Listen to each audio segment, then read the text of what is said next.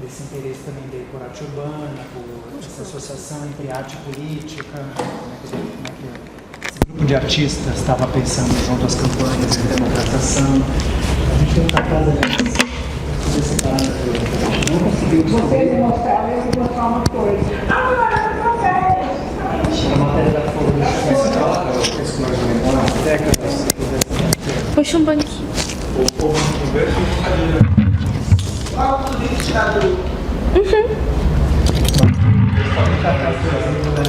Resolver questões políticas Que a gente achou, ele fez um catástrofe da anistia que a gente não conseguiu localizar.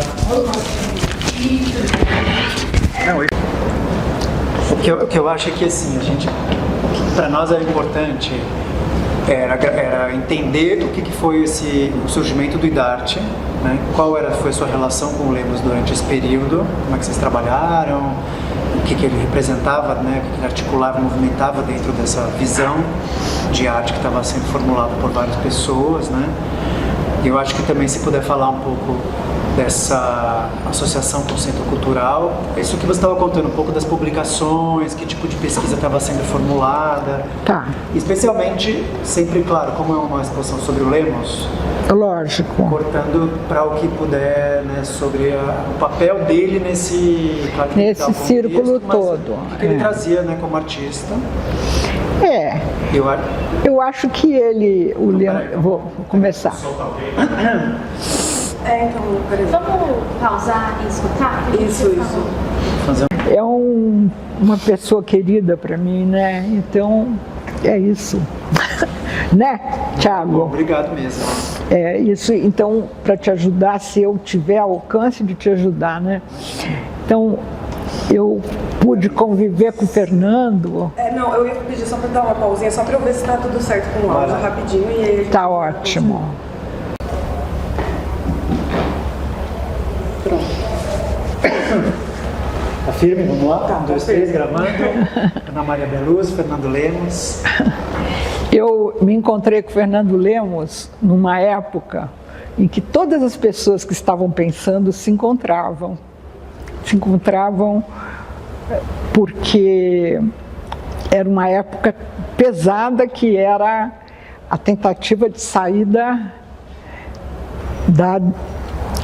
da situação da ditadura que a gente estava metido. Então eu queria falar que essa época todo mundo se encontrava, porque todo mundo conversava, todo mundo se encontrava, e talvez seja bom sentir um pouco essa relação que se estabelecia entre as pessoas. Era uma relação profissional, mas era uma relação política também, sempre, né?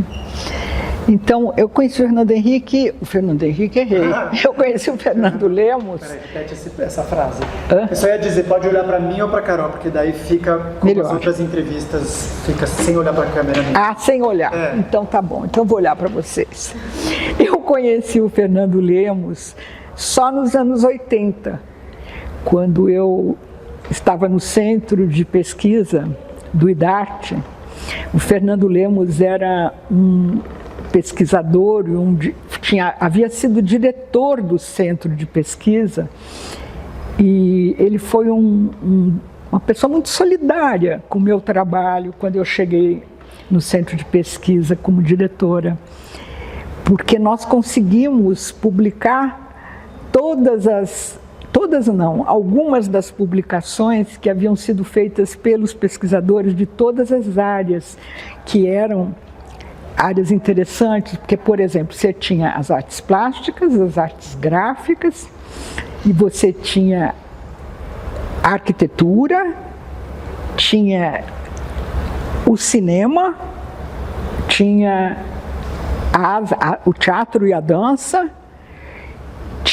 era uma riqueza, a comunicação visual, a comunicação de massa, que era uma área de pesquisa, e tinha as mídias todas em pesquisa.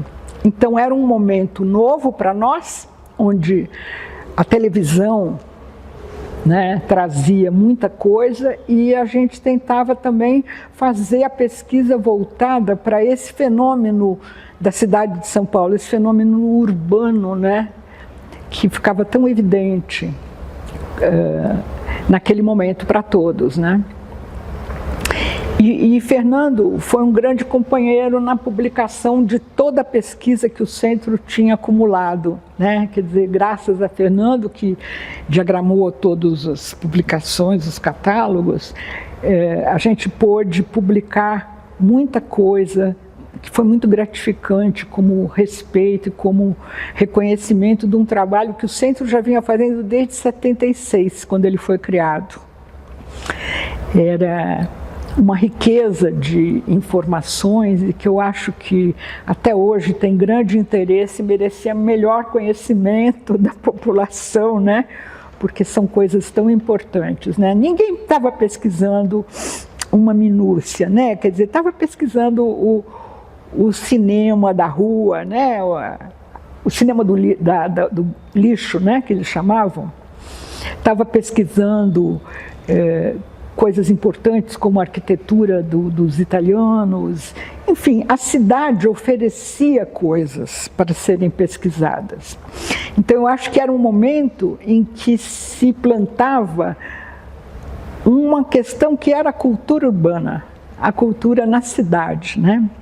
E o Fernando era um observador maior dessa cultura na cidade, né? Ele olhava, imaginava, sonhava e transformava a cultura na cidade de várias maneiras. Ele era um artista gráfico, com um rigor sempre muito grande, mas com uma desenvoltura para desenhar, para transformar os sinais que ele via em outras coisas, né? É um brincalhão, uma pessoa de índole assim, agradável, risonho, e ele se envolvia muito, se apaixonava pelo que ele fazia, ficava bravo, ficava alegre. Era muito bom trabalhar com o Fernando, né? Então, eu queria contar isso, quer dizer, o Fernando foi um grande companheiro, e nessa época, era uma época onde a gente convergia para trabalhar junto, né? Onde havia essa ideia de que nós juntos formávamos um conjunto de pessoas que estava pensando como é que essa cultura caminha, e era uma época muito politizada. É outra coisa que também precisa ser marcada, porque lá pelos anos 70, no fim dos anos 70, houve a saída dos intelectuais para trabalharem no serviço público, né? E eu acho que isso é uma coisa muito interessante, muito sintomática, porque eles não iam trabalhar senão na sua área, né? Desenvolver os projetos do seu ofício, do seu métier, né? Mas com um amor enorme, e a área já se constituía como uma área, a área cultural já se constituía como uma área rica e com necessidade de ter os seus métodos. Então, esse centro tinha o papel de reunir toda a documentação das artes plásticas na cidade, do teatro na cidade, e essa documentação saiu depois, graças ao Fernando, sobre a forma de anuários, né?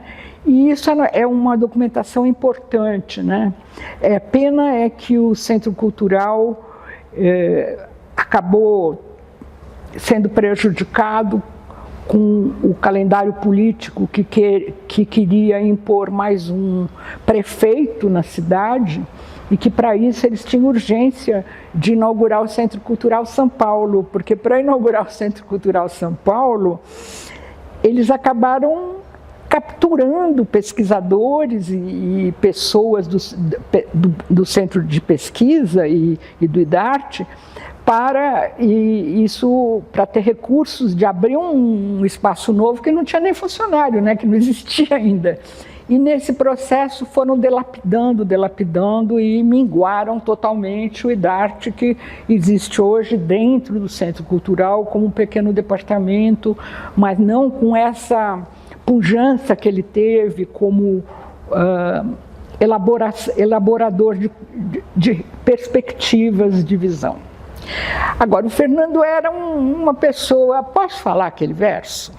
Eu vou esquecer. Por favor. Como era? Você quer que eu pegue lá? Eu quero, porque eu vou esquecer. O Fernando era uma pessoa incrível de abrangência, Fernando, ele tinha uma habilidade muito grande para escrita, para o desenho, para as coisas gráficas, e era um sonhador, né? Então, ele foi, quando nós voltamos a publicar, quando nós passamos a publicar as pesquisas do Centro Cultural, a pesquisa do Fernando foi a primeira pesquisa que foi publicada. Se chamava Vinheta. Da vinheta até a carroceria de caminhão. Então era uma beleza de como ele recuperava as tradições gráficas, todas ligadas à impressão. Não era a gravura, era a impressão, aos tipos móveis, aos filetes, né? Ele recuperava toda essa questão da impressão e poetizava junto, romantizava junto, porque nada que o Fernando fazia estava longe da palavra. Ele fazia e pensava, né?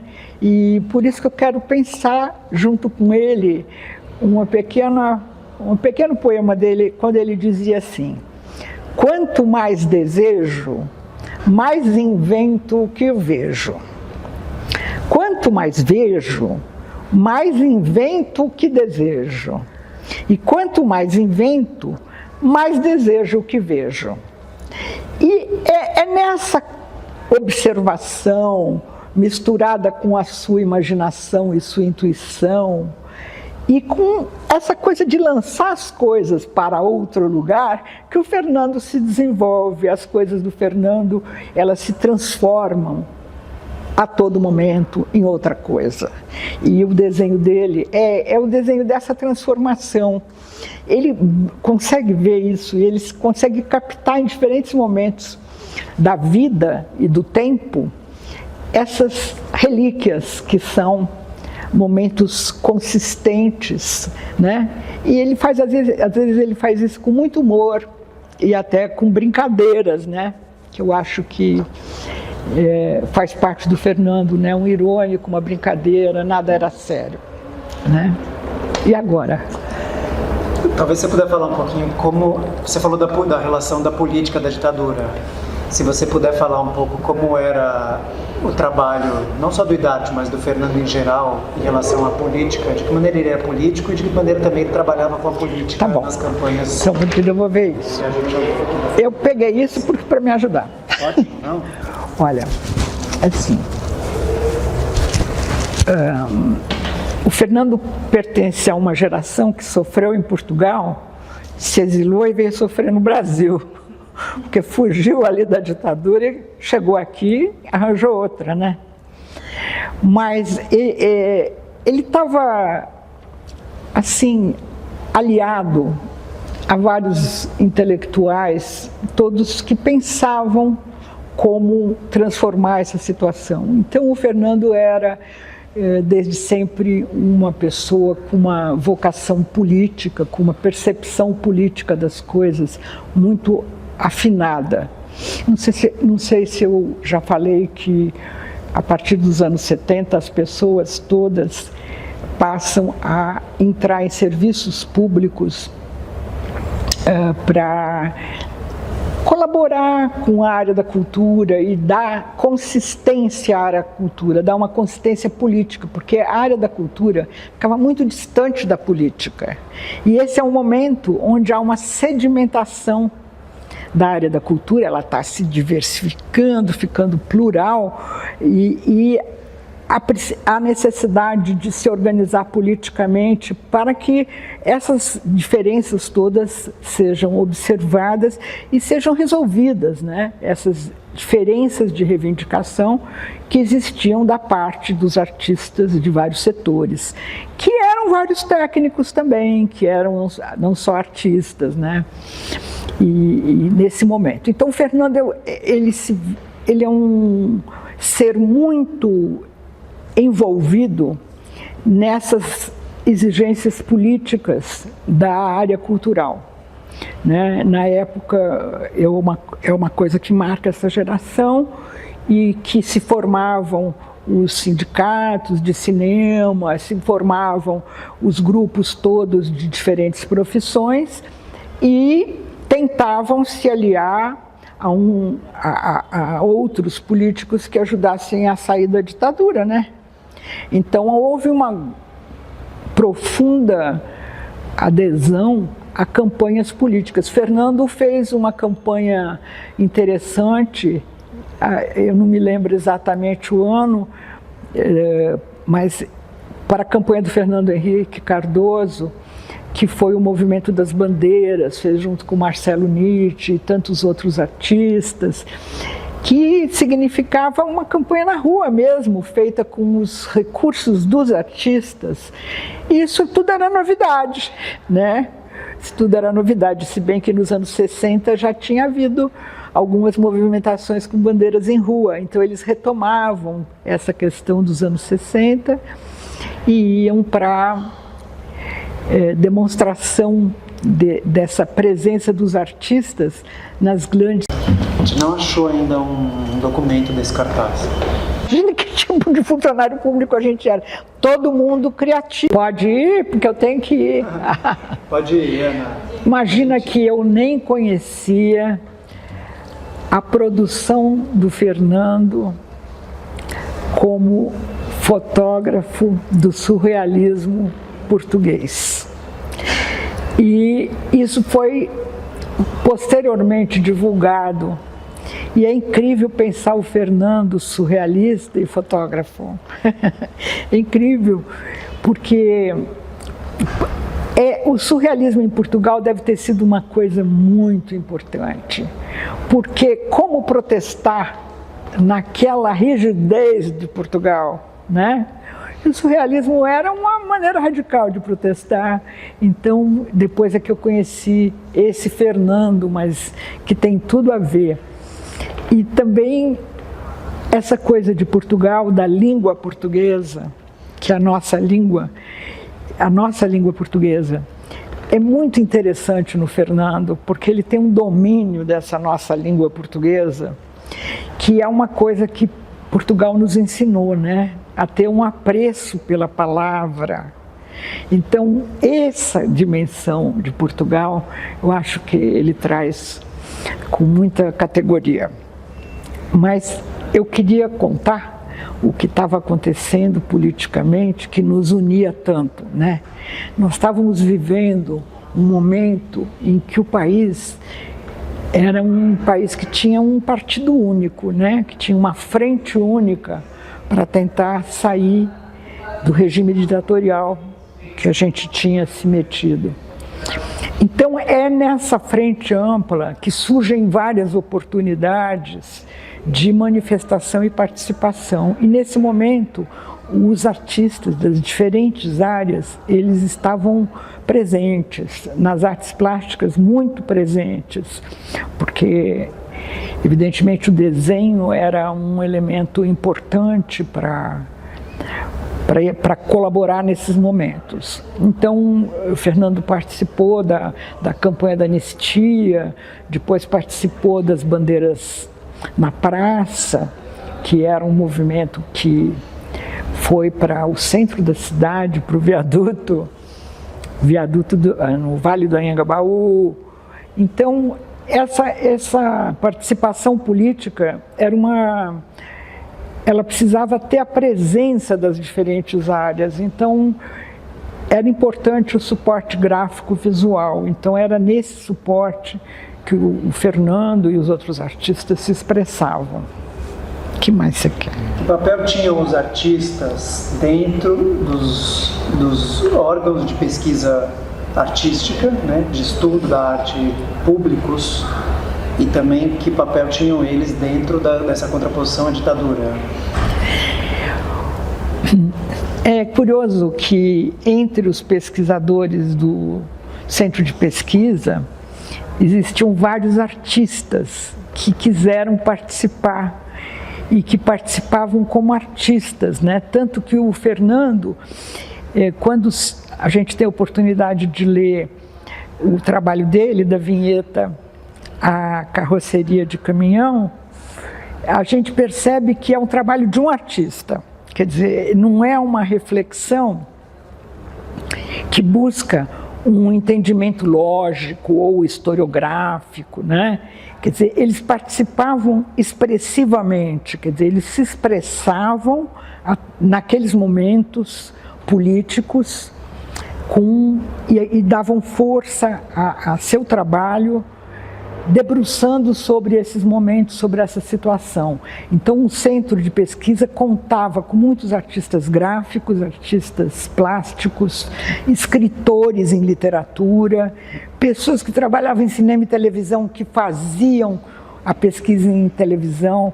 É muito bonita essa participação de pessoas que tinham uma vocação de reflexão, mas que tinham um trabalho basicamente prático nas áreas. Né? Trabalhavam em teatro, etc. Né? E críticos também, um trabalho crítico. É interessante essa mistura do trabalho artístico com o trabalho crítico, né? Que existe nesse momento, muito acentuadamente. E isso me referindo a esses ofícios, que eram os ofícios do IDART, né?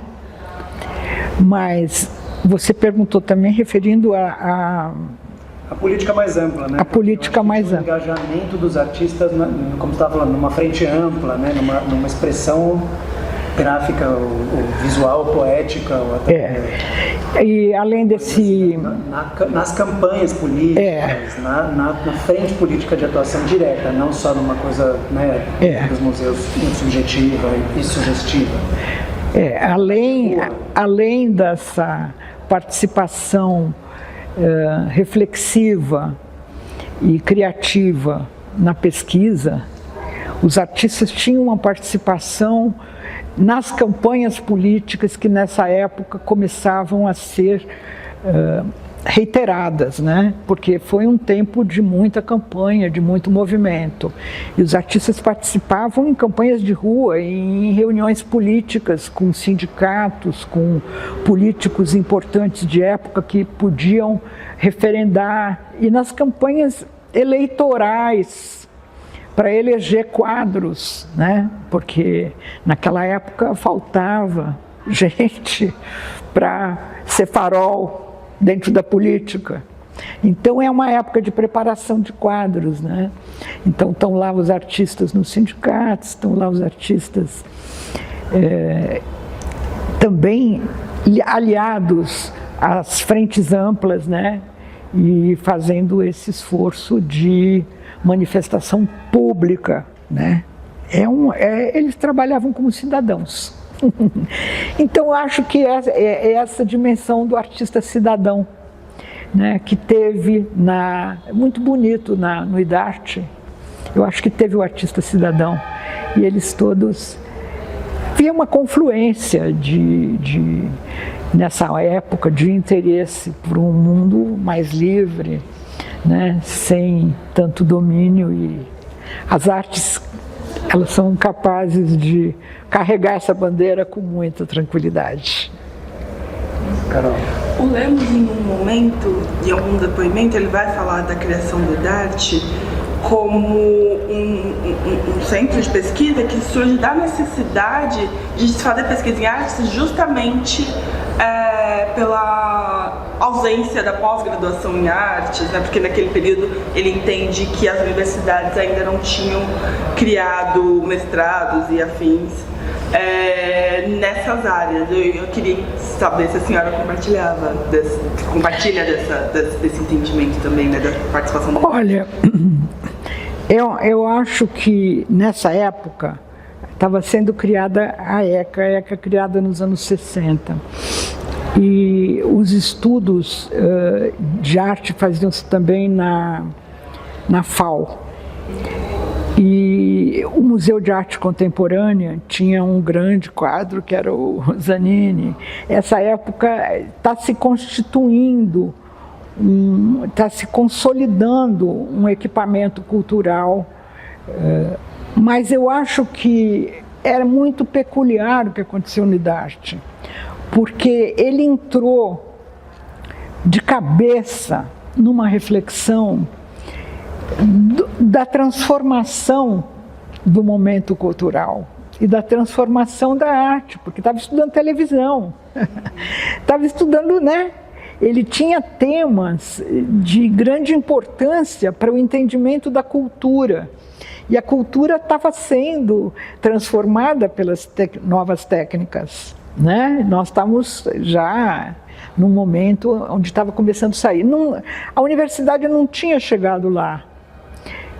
Então eu considero que o conhecimento que estava sendo desenvolvido no IDART era peculiar, era um conhecimento importante e que ele podia ter paralelo em outros lugares, mas ali era um corpo mais coeso, né, que estava examinando o que estava sendo feito dentro de São Paulo. E é incrível, né, você ter um instituto desse e abrir mão, né, ou ele desaparecer assim da noite para o dia. Muito constrangedor. Uma outra coisa pontual é que o Lemos também vai falar, e eu acho que se conecta de alguma forma com a gestão que você faz da sua participação no IDART, é que as publicações eram feitas pela imprensa do estado, da cidade, mas o Lemos atua na gráfica. Na gráfica, e eles formam uma gráfica dentro do próprio IDART, e isso gera É isso mesmo. E é justamente nesse período que ele constrói isso, no período que a Ciência esteve à frente, né, porque eu entendi... Nesses anos 80 é que ele constrói uma gráfica, porque quando você observa que é feito pela imprensa oficial, e na verdade ele era responsável por toda a gráfica, e ele operava, ele acompanhava o que estava acontecendo na gráfica. Então o cuidado no processo gráfico era com o Lemos. Então ele operou nessa época numa gráfica localizada, uma gráfica que deu conta desse conjunto. Eu não me lembro exatamente o número de publicações que saíram, mas de todas essas publicações, né? Ele operava na gráfica, como um técnico gráfico, como um editor gráfico, um coordenador gráfico, que é uma outra contribuição. Tem uma pergunta, eu acho que é um pouco nessa linha, que no depoimento dele eu vi que ele fala que, para além de atuar como editor gráfico, ele também trabalhava no apoio aos pesquisadores, né, e a escrita dos trabalhos. Enfim, isso foi também na época que você estava? Como que era esse processo de apoio ao pesquisador e esse papel, essa relação, né, dos artistas, dos pesquisadores do IDART? Olha, eram várias áreas de pesquisa, e essas áreas de pesquisa que eram formadas por artistas, mais por artistas, eles não eram pessoas tão dadas à escrita. E eu não conheço especialmente nenhum caso, mas o Fernando era dado à escrita, então eu acho que ele dava palpite, sim. Mas isso estava ligado a um companheirismo que existia, a uma certa forma de convivência, né? O Fernando era um cara do convívio. Ele gostava de participar das coisas. Agora, eu não conheço uma participação oficial dele, né? Mas eu tenho certeza que um domínio da literatura... Ele tinha um domínio da palavra, né? Ele tinha um domínio da palavra. A palavra tinha que ficar embebida de conteúdo quando ele trabalhava, né? Então, ele sempre ajudava a gente. Ajudava todo mundo, ele me ajudou muito. Ajudou a pôr as publicações todas para a gráfica. Mas eu não me lembro da parte de literatura, porque o pessoal de literatura tinha já a sua visão, né? É um momento muito especial. Eu teria vontade de retomar esse momento e rever esse momento, porque era de uma riqueza ter tudo aquilo ali, né, que você até fez menção à universidade, ter tudo aquilo ali junto, né, era muito especial. Mas isso se deve aos antecedentes, né, quer dizer, Maria Eugênio, Paulo Emílio, Décio Pinhatari, muita gente deu muito lá. E as pessoas que estavam trabalhando nos grupos eram pessoas muito preparadas, né? Eram pessoas que vieram por vocação na área. né? Eram pessoas assim, distintas mesmo. E isso a gente não pode esquecer, né? Quer dizer, tem uma colaboração que vem de todos os lados, muito forte. Você podia resumir só, então, quem eram os cérebros, talvez, que ajudaram a formar o IDART, a conceber essa ideia do IDART, para a gente ter isso registrado? E depois eu ia te perguntar, só para acrescentar uma outra coisa que eu estava falando do Fernando, que é esse papel esse interesse dele pela cidade como um campo de produção artística mais democrático, mais aberto, que eu acho que é uma visão muito generosa e ainda hoje muito importante, mas assim, que parecia dentro dos pesquisadores. Pioneira, né? Tinha muito interesse, né, por vinheta de caminhão, cultura urbana, piche, grafite, coisas que eram próprias de uma manifestação urbana. Talvez falar um pouco desse interesse dele sobre a arte produzida na cidade. Olha, quem concebeu o IDART, assim? Olha, a concepção do IDART veio da Maria Eugênia Franco, que é uma crítica de arte, uma pessoa de grande empenho, grande pesquisadora e crítica, e ele vem na sequência do Departamento de Cultura de São Paulo, né? Quer dizer, é criar dentro do Departamento de Cultura, dentro da Biblioteca Municipal, um setor de pesquisa. E eu não confesso que não sei muito bem no início como é que ela arrebanhou aqueles quadros, que ela arrebanhou para coordenarem áreas, para darem uma coluna vertebral, para darem um eixo para as áreas, porque aquilo ali foi muito forte. Quer dizer, você tinha o Jorge Cunha Lima em comunicação visual, acompanhado dessa moça Carmona, que está até hoje na TV Cultura, fazendo as pesquisas, estudando as narrativas de TV. Quer dizer, você tinha a Mariângela Alves Lima coordenando o setor de teatro, desde a época que eu estive lá. Tinha o Ricardo Otaque coordenando artes gráficas.